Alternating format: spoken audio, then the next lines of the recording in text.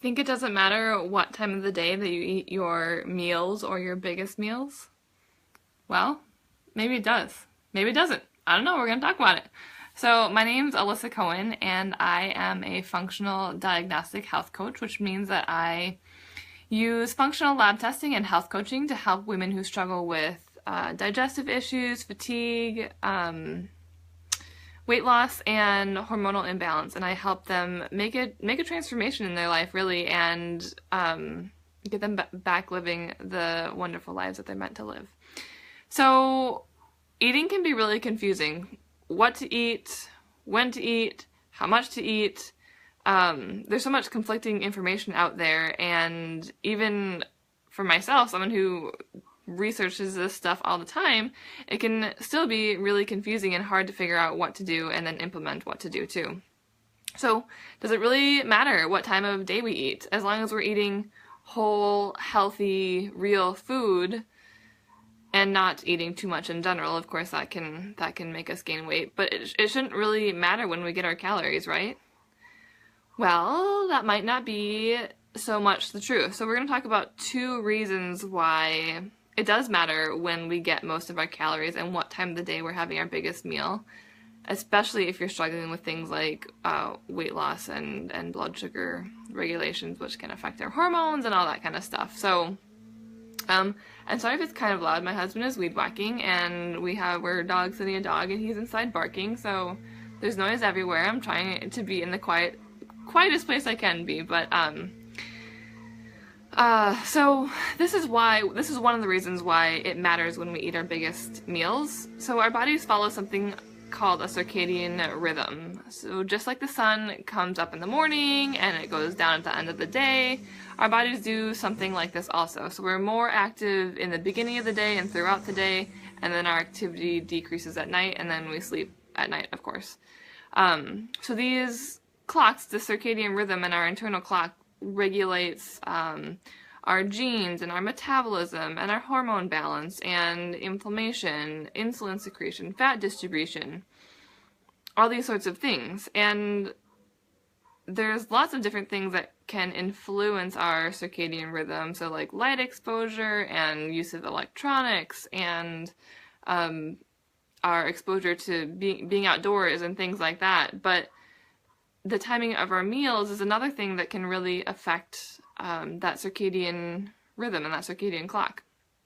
So when we eat a large meal in the morning, it can set our bodies to be up. It can set our bodies up to be in line with that circadian rhythm. So giving it lots of energy in the morning, we want to increase our energy levels in the morning and support that daily fluctuation of energy levels and things like that. But when we have a large meal at night, it can really reset that rhythm in a bad way, in a dysfunctional way. And so then if we give our bodies a bunch of energy at night, and then we go to sleep, and then we can wake up and our body is kind of at the end of its metabolic rhythm. If we, give it so much energy at night and then we follow that rhythm, it kind of resets the clock so that we wake up and we're at the end of our rhythm instead of at the beginning of our rhythm. So, according to research, our bodies have a better blood glucose response in the morning than they do in the afternoon. So this means that our blood glucose rises less with the same size meal in the morning as compared to the amount it rises in the evening when we eat our food. So meaning that having a large meal in the morning helps us use our biology to help keep our blood sugar more stable. So in one study, one group of people who ate, they called it a B diet. So they ate 704 calories in the morning, 3 calories at lunchtime, and then 205 calories for dinner. So they had big meal at breakfast, small meal at dinner.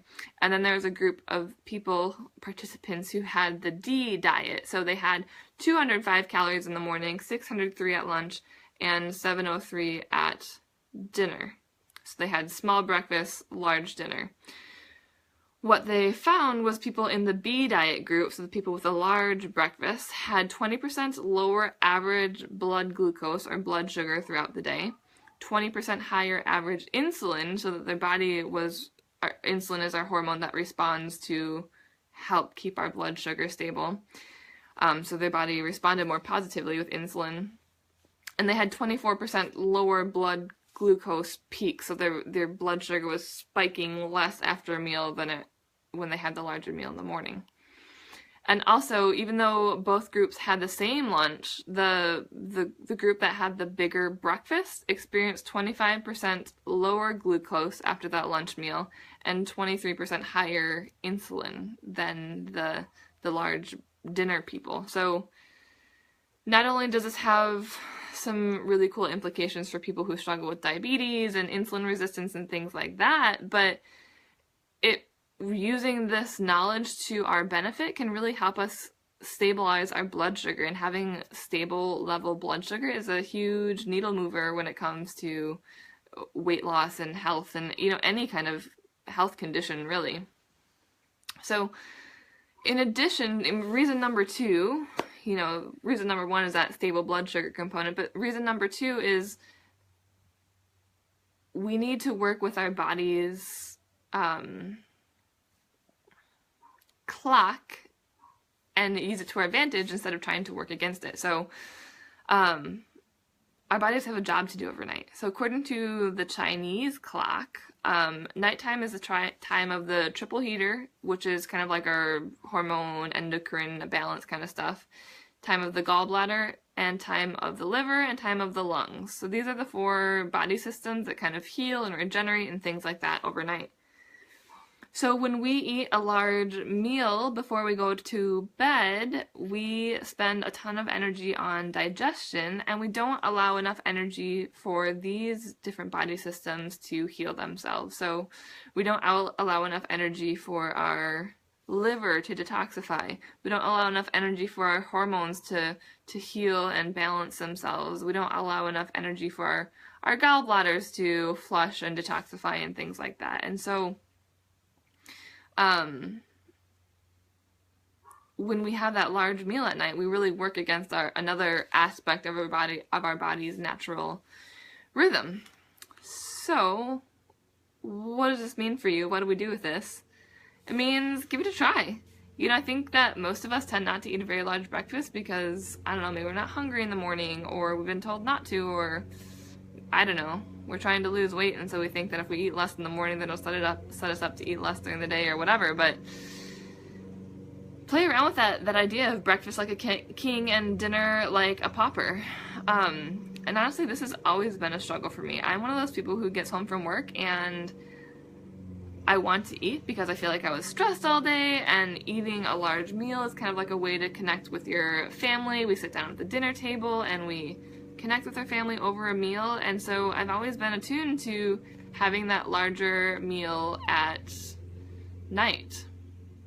So for me, I'm going to focus on the next week at least, or at a minimum, or maybe at a maximum. I don't know, we'll see how it goes, but I'm going to focus on shifting around the way that I eat my meal. So that starts by having a big breakfast, and we can't eat dinner or breakfast like a king and dinner like a pauper if we don't start with breakfast like a king. So that's going to be my focus, and I'm hoping that by having breakfast like a king and really focusing on getting tons of energy and nutrients in at that time, that when I get to dinner, I'm not even going to be that hungry, and it's not even going to bother me that I have a smaller meal then, or I have an earlier meal and don't eat when I get home from work, or whatever it's going to look like. So I'm going to try it and see what happens, and maybe you should too.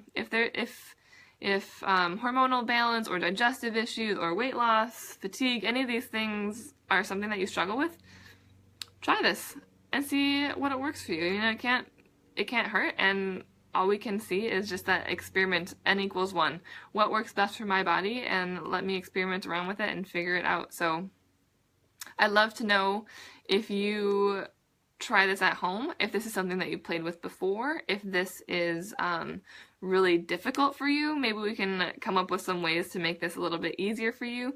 What's your habit and what's your experience? And I'd love to hear in the comments, and I would love for you to share this with anyone that struggles with weight loss, fatigue, all those things that I talked about, or if there's somebody that you think could benefit from this. So, all right. Great to talk to you, and we'll talk to you next week. Okay, bye.